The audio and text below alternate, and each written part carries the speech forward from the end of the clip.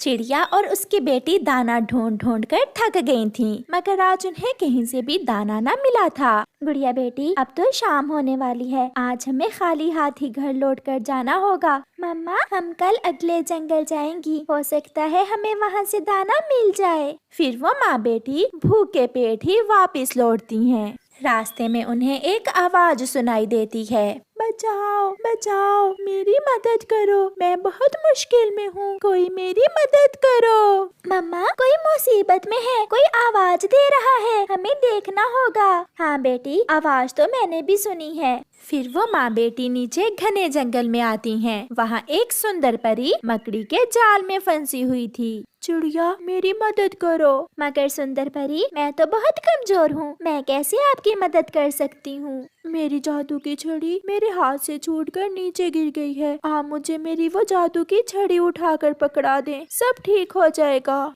फिर मम्मा चिड़िया उस परी की जादुई छड़ी उठाकर उसे दे देती है, जिससे उस परी की सारी शक्तियाँ लौट आती हैं और वो परी उस जाल से आजाद हो जाती है। हमें आपकी मदद करके बहुत खुशी हुई, आपके पंख बहुत सुंदर हैं। मुझे सब मालूम है, आप भोजन के कारण बहुत परेशान हैं और आपने हमेशा नेकी के काम किए हैं, इसलिए मैं भी आपकी मदद करना चाहती हूँ। ऐसा कहते हुए वो परी अपनी जादू की छड़ी घुमाती है और मम्मा चिड़िया को एक पोटली देती है। सुंदर परी, इसमें क्या है? क्या दाना है इसमें? नहीं, इसमें दाना नहीं, बल्कि 3 रंग के बीज हैं। एक लाल केले का, एक पीले केले का और एक हरे केले का। आप जिस रंग का चाहो केला खा सकती हो। ये जादुई बीज हैं। मगर चिड़िया, लाल रंग का केला सिर्फ वही पक्षी खा सकता है जिसने कभी बुराई ना की हो। अगर कोई बुरा पक्षी लाल रंग का केला खाएगा तो वो बहुत कमजोर हो जाएगा। ऐसा कहते हुए वो परी गायब हो जाती है। मम्मा चिड़िया और उसकी बेटी वो जादुई बीज लेकर अपनी राह लेती हैं। घर जाकर गुड़िया और उसकी मम्मा वो बीज अपने घर के पास ही लगा लेती हैं और अपने घर चली जाती हैं।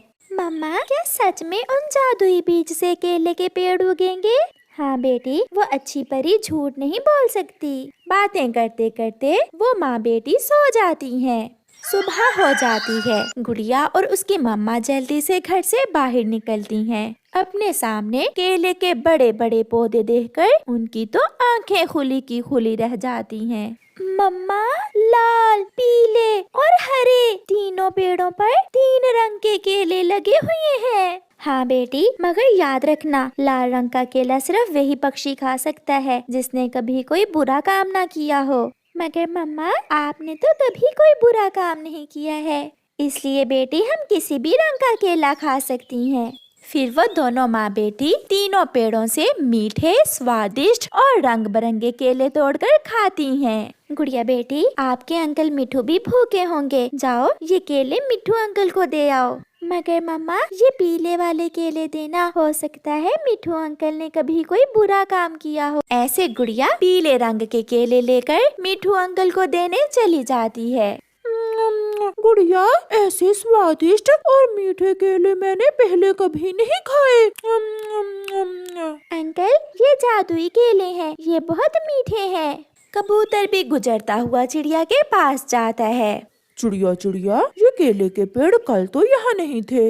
ये हमें एक परी ने हमारी नेकी का सिला दिया है, आप चाहें तो इनमें से केले खा सकते हैं। मैं तो ये लाल केला खाऊंगा। कबूतर भैया, ये लाल केला सिर्फ वही पक्षी खा सकता है जिसने कभी कोई बुरा काम ना किया हो।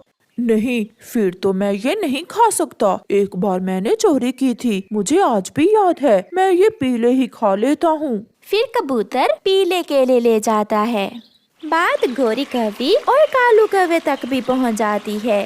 वो पिद्दी सी छोटी चिड़िया रंग बिरंगे केले खा रही है और कालू तुम्हारी पत्नी भूखी बैठी हुई है। उसका कुछ करना होगा, मैं अभी उस चिड़िया से केले लेकर आता हूँ। नहीं कालू जी, उसे वहाँ से भगाना होगा, मैं वो केले के पेड़ ही लेना चाहती हूँ। फिर कालू कौवा और गोरी कौवी चिड़िया के पास जाते हैं। गौरी बहन, क्या आप भी केले लेने आए हैं? नहीं चिड़िया, हमारे पास तो बहुत भोजन है। मैं तो तुम्हें बताने आया हूँ कि पहाड़ों के पास कबूतर और मिट्ठू की लड़ाई हो गई है। वो आपस में लड़कर एक दूसरे को मार रहे हैं। गुड़िया बेटी, आप यहाँ हमारे केले के पेड़ों के पास बैठो, मैं अभी जाती हूँ। फिर चिड़िया वहाँ से भागती है। चल चल, तू भी जा यहाँ से, अब ये पेड़ हमारे हैं। क्या मकर आंटी, ये जादुई केले के पेड़ हमारे हैं? जाती हो या फिर ये डंडा देख लो, एक लगाऊंगा तुम्हारे। रोती हुई गुड़िया वहाँ से चली जाती है। गोरी और कालू मजे मजे से पीले केले के पेड़ से केले खाने लगते हैं। चिड़िया को रास्ते में मिट्ठू मिलता है। मिट्ठू, तुमने कबूतर से लड़ाई क्यों की है? चिड़िया, ये तुम क्या कह रही हो? मैं कबूतर से क्यों लड़ाई करूंगा? वो तो मेरा पुराना दोस्त है। हम दोनों तो अभी अभी नदी के पास बैठकर केले खा कर आए हैं। पीछे से रोती हुई गुड़िया भी वहाँ आ जाती है। मम्मा, मम्मा, उन बुरे कौवों ने मुझे भी वहाँ से भगा दिया है। वो कहते हैं कि अब वो जादुई केले के पेड़ उनके हैं।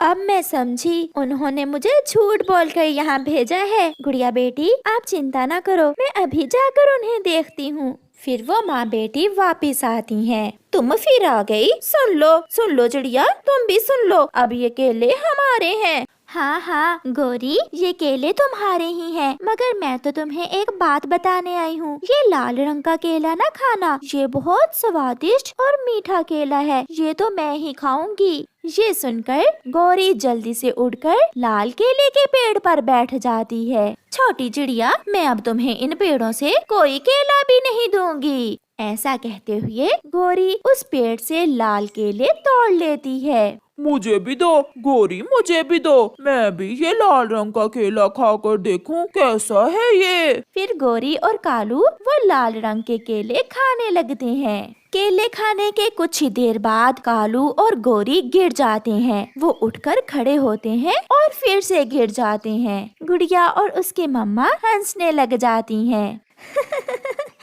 गौरी आंटी, ये लाल केला बुरे पक्षी के लिए नहीं था, अब मालूम हुआ हमसे पंगा नहीं लेते। मैं छोड़ूंगी नहीं तुम्हें चिड़िया। गोरी, मुझे खड़ा करो, मैं उठ भी नहीं सकता। अब तुम दोनों कीड़ों की तरह रींग रींग कर अपने घर चले जाओ, वरना मैं मार मार कर तुम्हें उल्लू बना दूंगी। ऐसे वो बुरे कौवे लाल रंग का केला खाने से कमजोर हो जाते हैं और रोते हुए वापस अपने घर चले जाते हैं। और चिड़िया उन पेड़ों से रंग बिरंगे केले खुद भी खाती है और दूसरों की भी मदद करती है। प्यारे दोस्तों, इस कहानी से हमें सीख मिलती है कि बुराई का अंजाम हमेशा बुरा ही होता है। आपका धन्यवाद।